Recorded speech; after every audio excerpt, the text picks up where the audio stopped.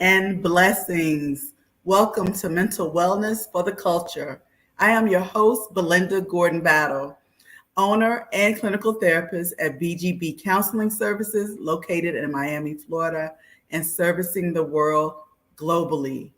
This is our opportunity to interact and engage in the path of mental wellness as a significant and essential part of our culture.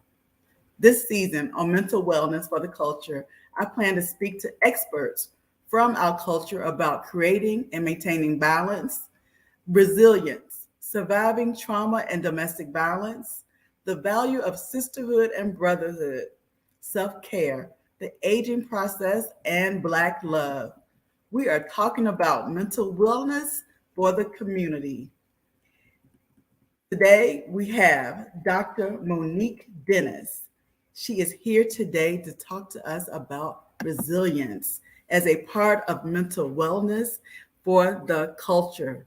Please welcome Dr. Monique Dennis to our show. Hi, Dr. Monique. How are you? Hello, hello. I am wonderful. Glad to be here. Thank you for Mhm. coming. I really do appreciate it. Full disclosure, I know Monique from college. I have been a huge supporter of Monique Dennis prior to her becoming Dr. Monique Dennis. And I really enjoyed this opportunity to speak to you today and to get an understanding of where you are in regards to mental wellness for the culture. Please talk to me about what do you think we need as far as mental wellness for the culture? Well, we've been all dealing with turbulent times as of late, right? So just thinking about, I think, our own self awareness, I think that, if nothing else, to be able to navigate through challenges and trauma and, different types of stages in life, knowing who you are, knowing whose you are, knowing like what your belief system is and what your value is, and walking along that line, that path of being self-aware. I think that goes a long, long way. And we all know that there's this stigma with mental health. So I think by knowing yourself and having that self-awareness, if you know that you need help, there's nothing wrong with getting that help. If you know you need to take a break, take some balance and manage some things in your life, I think that self-awareness and understanding when your body's telling you something, when your mind's telling you something, when you're feeling off kilter for whatever reason, that self-awareness goes a long way, because that helps you to be able to restore and do the things that you need to do to replenish, your wellness. Absolutely. I love that because that just goes right along with our first show that we were talking about balance and how important self awareness is. And you bring that back to our attention again, that self awareness is very important. How do we manage to become more self aware? What do we need to do for? Yeah, I think, sure. I think a lot of times what people don't take the time to do is spend time with themselves, right? Having that time where you're just in that space with yourself, free from distractions, able to tune in to yourself so that you can have that understanding of what your intuition or, your internal guide is telling you. A lot of people don't take time to do that, to just be still. We're in this fast-paced world. Everything is just on 10, as they say, with everything buzzing, everything going in different directions. But I think just that stillness, if people just take the opportunity to just take a moment, whether it's, meditation or reflection, and just drawing within and really realizing just to be still for those few moments, that gives us all of the answers that we could ever need. I really do think that stillness is key. I agree. I agree. And it's so hard to be still these days because we are moving at 100 miles per minute. If we are into social media, everything is just, catch my attention in 15 seconds or else, And so it's really important that we do tap into those moments of stillness. Dr. Mhm. Monique Dennis, I know you have a lot on your plate, but what are you working on currently that you want to share with our audience about mental wellness for the culture? Sure, sure. Well, one thing that I'm very, very passionate about is definitely the stress management, resilience, mastery. But one thing that I do have coming up, as an aside to working this practice of resilience mastery, I have a foundation, Freedom Heart Foundation, catered to domestic violence. So I've been planning for National Brave Day, which is September the 23rd, an event of conversations of courage, where we're bringing domestic abuse survivors together to talk about their struggles and how they've been able to overcome domestic violence. So that project is very near and dear to me, but particularly on National Brave Day, what better day than to launch this initiative and this activity, and for these women to come together and to be able to share their stories of resilience, of how they've been able to overcome their challenges. And I think that that's tied to a lot of times the mental health and mental wellness, because again, with anybody, right, it doesn't necessarily have to be domestic violence survivors, but we all go through challenges and trials and tribulations, right? But I think that there's a process of how do we get past it? How do we overcome it? So again, not just for domestic violence survivors in this event that I have coming up, but how that kind of ties into your platform, mental health and mental wellness, being able to understand what it takes to overcome challenges, struggles. And I think that goes a long, long way, a long way. It definitely does, because everyone, if you are living, you will have a challenge. You will have a Absolutely. struggle. It may or may not be related to domestic violence, but Right. there will be something in your life that's an obstacle.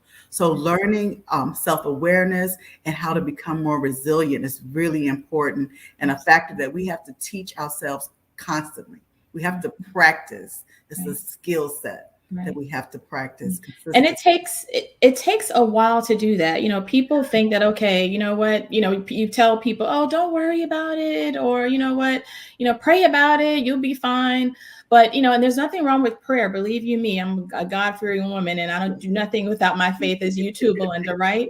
However, I do think that, again, along with the self-awareness and the being still, and then the mental wellness and the mental health aspect, being able to overcome, you have to have that fortitude within at times to be able to get past some different difficult times that you might have in your life, which is one of the reasons why in my practice with resilience mastery, we all have that. We all have that innate ability to be able to push through. But we get stuck. And sometimes when we get stuck, we can't see ourselves outside of a situation. Mhm. So it's through, what do they say? You go through what you go through. So it's through Absolutely. that process where we're able to transform and look to the other side and be optimistic, where we can actually try to push through things. And it's like building a muscle. So if Yeah, you go through enough challenges in life, you understand and you learn that no matter what, you'll eventually get to the other side, but you got to go through it. And how we go through it is we have to shift our mindset and believe that, you know what, I will get to the other side. So yes. absolutely. Mhm. I love that we have to shift our mindset and have that belief that you will be able to overcome your challenge and get to the other side. So, National Brave Day, October 23rd, September the 23rd. September the 23rd, September the National 23rd. Brave Day, Yes, will yes. be an opportunity for people to come together and Yes. actually practice resilience. Absolutely, absolutely. And the great thing about that Brave Day, the recognition of National Brave Day hasn't been around for a long time.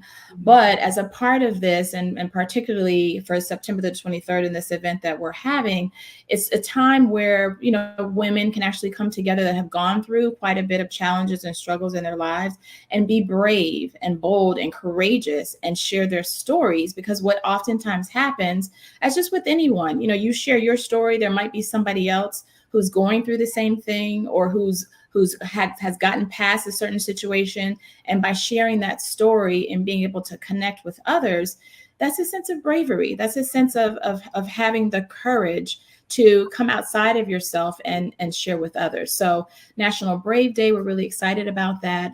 Excited about that event and being able to be the change agents, for these women to share their stories. Absolutely. I love that, because we can all come together and support each other in this process. There's so much more that we can do when we are as a collective than what we can do individually. So I appreciate you for creating this opportunity and that safe space for women. What about men?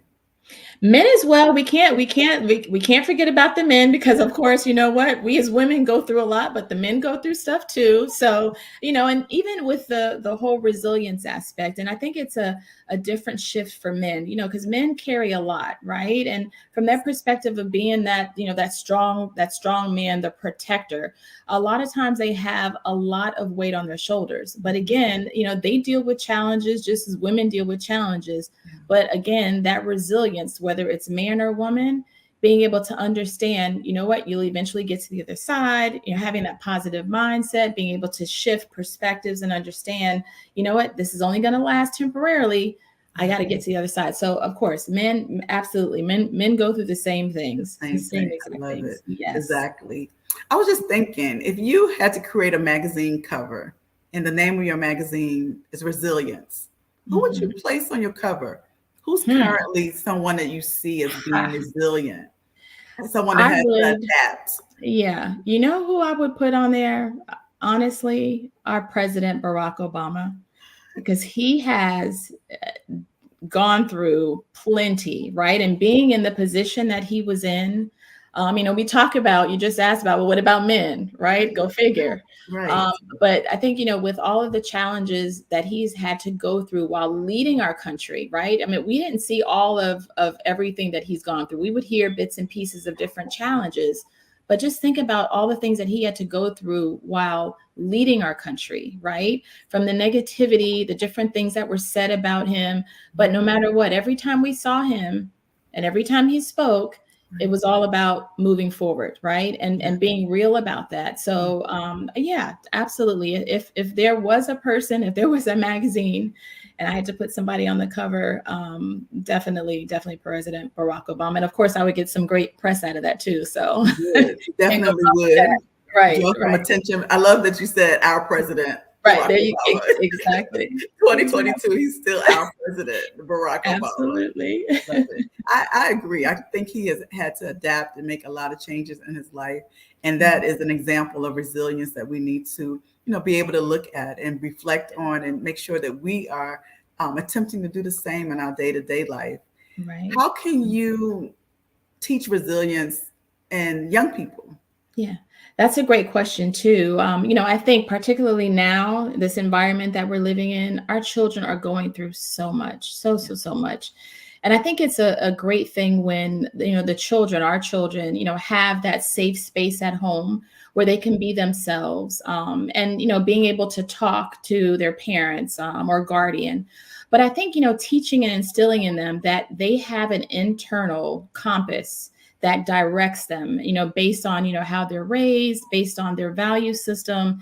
And I think imparting that, particularly starting at even a young age, imparting, those values, and having children understand what self-reliance is and self-confidence is, I think that goes a long way, because once they have that, if they come across different situations, be it peer pressure, be it any type of situation that they might not be comfortable with, if they're able to always pull into their own self-confidence and, their own moral compass, I think that will allow them to get past certain situations. And again, children these days are dealing with so much. There's so much peer pressure, and you have social media that's tugging at them, and there's TikTok and all these different avenues where, what I'm saying, if they're not sure who they are as a person, they can get lost in those. Yeah. But I think by teaching them again those values that I think come from the family, as well as having them understand who they are. We talk about this, strong person and being enough. I think we have to instill in our kids that they are enough, who they are, how they are, whatever they choose to be like, whatever it is, that they have that within themselves to be able to chart their course. And if they can do that and know who they are, then when they come across situations that may be tough, they can get past it. Absolutely. Absolutely. And once again, I like that it's something that we have to practice. We can teach it, but we have to practice this with our children, Right. practice being still, That's right. practice being able to connect with your intuition, That's that gut right. feeling, and Mhm. being able to trust yourself That's right. enough to go That's with right. that And gut and then feeling. also, as an aside to that, one of the things that we work on in the practice is failing forward, right? Hmm. And that's with kids, adults alike, right? I mean, you fail, yes, but you don't look at that failure as the end of the earth. You don't look at that failure as something that I'm never going to overcome or never going to get past. You look at those failures as lessons, right? So if we're teaching our kids, you know what I'm saying? It's okay. Something might not go right, but guess what? There's a learning process in that. And in that learning process, what ends up happening when it comes time for another disappointment or failure or trial, and again, this is children or adults alike, you know what? You have that muscle. You're utilizing that muscle. You're getting stronger and stronger from those challenges. And then what ends up happening, your challenges and your failures, no matter whether you're a kid or an adult, it becomes easier to adapt to. Now, I'm not saying that nobody's going to be free from challenges and nobody's going to be stressed out from challenges. We're all going to have those. But I think it's a part of the mindset and having understanding based on that, strengthening that muscle. I'm going to get past this. And if I could get past something that has already happened, I'll get past something else that may come up in the future. So I think that works. That failing forward works for kids and adults alike. I love that, failing forward. We need to hear more about that and make sure we put that as a actual word in our vernacular, for young people and for ourselves, that failing forward is actually a place of growth. That's right. Absolutely. And you don't want to have consequences for that. You want to take that into consideration and continue to move forward. I love it. Thank you so much for sharing that. Sure. As you're sharing those thoughts about failing forward, also share with our audience, how did you decide to become a part of the mental wellness world? You are my sister in mental wellness. How did you decide that this is important for our community? You know what I realized? Again, I've gone through challenges, right? And in that, what I have realized is that we all go through challenges and you can't be free from those challenges, right? But again, that whole failing forward and having an understanding of what it takes. A lot of people, what I have found, get stuck in their challenge or their trial or their tribulation, and they get kind of swirled into that woe is me and how am I going to, live and what am I going to do? And but what I have realized is getting people to be able to shift. Just shift. I mean, it just takes a little shift of their thought process and being able to move forward. And I found that there was just a gap in that, in really trying to help people in particular get past whatever it is that they're going through. People can say all day long, oh, don't worry about it. This too shall pass. We've all heard that, right? Yes. But okay, you're telling me that, but how do I do it? What tools do I put in place to help me get past it? So it's not just, okay, a pat on the back, like, oh yeah, this too, oh, girl, you got this. Okay, that all sounds good, but it's the how. And so I found that there was a gap and just like a missing link of, you have your challenge, getting over the challenges on the other side, but what happens right there in the middle? And I found that there, like I said, there was a gap there, and looked at ways to really see how to help people shift. So in my practice and schooling, going back and getting my doctorate in psychology and focusing on that aspect of mental wellness, it has really helped where people are able to bridge that gap and have an understanding of how to get past something and how to get over a challenge. And I'm so passionate about it. And I think too, because of the struggles and the challenges that I've gone through over my lifetime, as we all have, I look at challenges as, again, just stepping stones for greatness. Yes. And so for me, be able to impart that on the people that I work with, that is, I get such great satisfaction in doing that. Yeah. Absolutely. There is a satisfaction in doing that and helping people to reach their full potential. I love that. Can you, just for the audience's sake, can you give an example of someone who has been stuck, but has actually been able to overcome and reach their full potential? Sure. Probably one of the more recent situations that I've dealt with a client of mine who recently lost their child. And nobody wants to go through that. I mean, that's the total grief beyond grief. And this happened to this couple, and this has probably happened about 3 years ago, and they've been struggling and dealing with how to move forward with just everything. Right. What I've been able to do over the 3-year time frame is help them be able to put one foot in front of the other, one day at a time, but realizing that, you know what, they may have lost their child. And like I said, that's the greatest grief that there is. Mhm. But how are they going to continue to live their life of purpose on behalf of their child? Yes. So reframing it, not putting the grief aside, because everybody has to go through their process in their own time, Yeah. but as a side of the resilience factor and helping them move past that and helping them work through that. Yeah. That in itself, being able to tap into the resilience and having them look at things from a positive perspective Mhm. and what God wants them to continue doing and living and being about the work of life and the world.